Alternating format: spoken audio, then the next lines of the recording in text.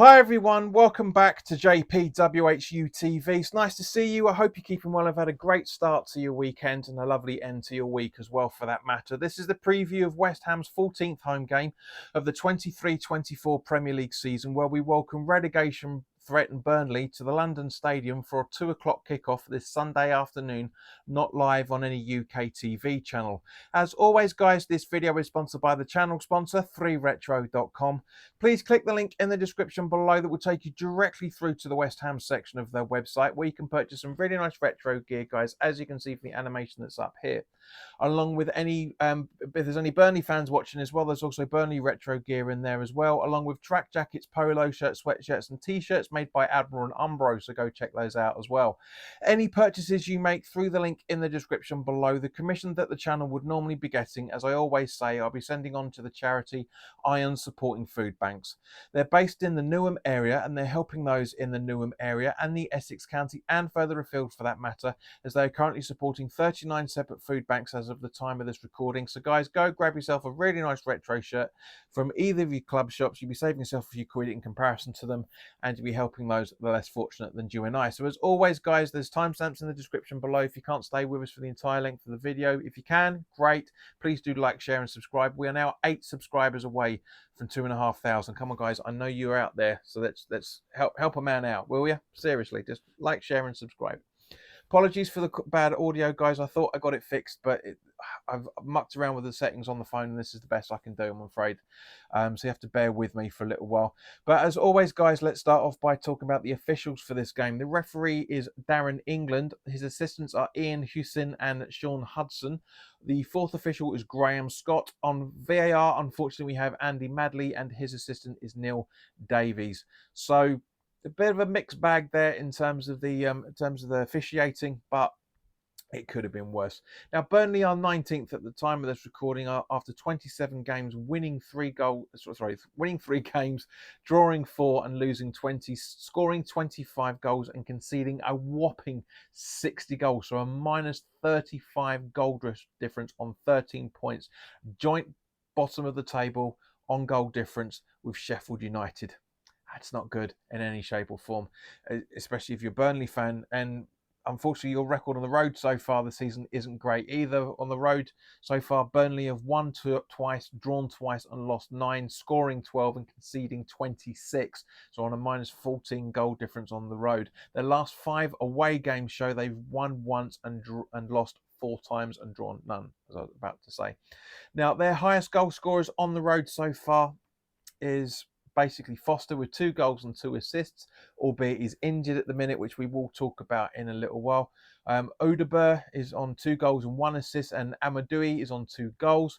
O'Shea is the highest assister on the road, alongside with Foster with 1 goal and 2 assists, as well as their highest aerial duel winner on the road with an average of 3.1 aerial duels won per game. Now, in terms of injuries, by the time of this, the notes I was making rather than the time of this recording, because the conferences went up earlier, and to be honest with you, I haven't had time to check them properly.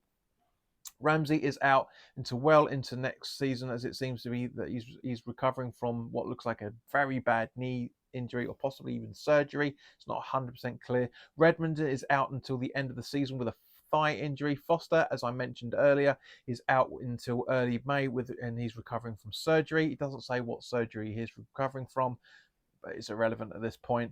Colesso, I think you pronounce that, is out until early May with a knee injury, and Bayer is out until the end of the month due to a thigh injury. Now, for those Burnley fans that are watching, Brownhill will be back for this game, as he served his 3-game suspension after picking up a red card at Crystal Palace. So I really reckon he's going to be available for this fixture itself. Now, turning to West Ham, obviously, you know, we had the Europa League game, first leg in the last 16 against FC Freiburg. If you haven't already done so, guys, go check out the video that's up here, which is where I'm talking about the game.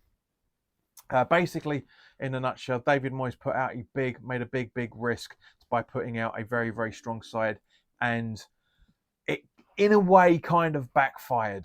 Lucas Paquetá was looking very lethargic after the hour mark. Now Emerson, as we mentioned, Emerson picked up a groin strain last night, as I basically predicted in the full-time thoughts video. Looks like Aguerd is missing in action, absent without leave. Moyes did say earlier this week in terms of the preview for the Freiburg game that they were waiting on to see what was going on with Aguerd, but that was it. No mention of him in today's press conference today either, for that matter. PremierInjuries.com, which is where I get all my injury information from, gave undisclosed as the reason for him being absent. So maybe there's rumblings in the background there that we're not going to see him again. I don't know. We'll have to wait and see, of course. But yeah, it's not looking good for Aguerd's future, as we've talked about many times on this channel and some of the live watch-alongs. Now, there's no information in terms of Cornet either, for that matter, so it looks like he's still going to be out for probably round about maybe the Villa game, or probably after the international break we've got in a couple of weeks. One of the two. Again, I don't think we're going to see him. We really, really need his versatility out there, because he can play on both wings. He can play as a centre forward. He's been tried to be played as he can play as number 10. He's been tried to be played as a centre forward and has done reasonably well with it over the last couple of seasons. But his injury records, I think he's off ski. I really think he is. So yeah, this brings us quite nicely round, guys, to the starting 11. Now, as I say, Paquetá was looking very, very injured. Very, very knackered, I should say. He's obviously come back from injury relatively recently. We made a return Monday week, actually, for the it's going to be that way by the time you guys get to see it. Monday week for the Brentford home game. So this is the question: do we go all guns blazing again and make sure we secure ourselves, because we're not that far off moving another position up the table, especially bearing in mind Man United did us a favour. Obviously, by the time it comes round to the game, Man U might have won their home game against Brentford. We just don't know. But as it stands at the moment, guys, this is the eternal question. As always, put your comments in the comment section below. Do we go gun ho for this fixture and risk it on Thursday as well, or do we make a few changes and go gung ho on Thursday night to get us back? Now, I'll go into that in more detail for the Freiburg home game preview when it's coming up in the next few days. But in the meantime, guys, this is the starting 11. Now, I've genuinely thought about this ever since the Europa League game last night, or probably yesterday, Thursday night, by the time the majority of you guys are going to get to see this. I do personally think we need to make a change, and I do think it's a controversial. Obviously, as default, Cresswell comes in for the injured Emerson. But yeah, the only reason why we're making this, I've made this other change to the starting 11. I mean, obviously Ariel is going to come back in goal, so that's three changes I've made since the previous preview. Especially the Premier League preview. But it's hard. It really, really is difficult to figure out how we can make this a decent side and get more than a point against Burnley. But at the same point, this is the starting 11 that I would put out if I was David Moyes. Personally, I want to go all guns blazing on Thursday. So this is the starting 11 that I would be going with if I was in charge of West Ham United on Sunday. Areola in goal, with a back four of Soufal, Mavropanos, Casey and Cresswell. Alvarez in the hole, with Phillips in front of him, supporting Antonio, Ward-Prowse and Kudus in midfield, with Bowen up front. So thank you very much for your time, guys. As always, put your comments in the comment section below. I hope I haven't been looking at off camera too much, but I obviously got to refer to my notes as we're going through this. Once the video card is sorted out, the graphics card is sorted out in the PC, we'll be back to doing it normal. It looks like that's going to happen in the international break, because I can't stay doing these like this all the time. I mean, this is better than nothing. Some may argue it's not better than nothing, especially with the views I've been getting recently.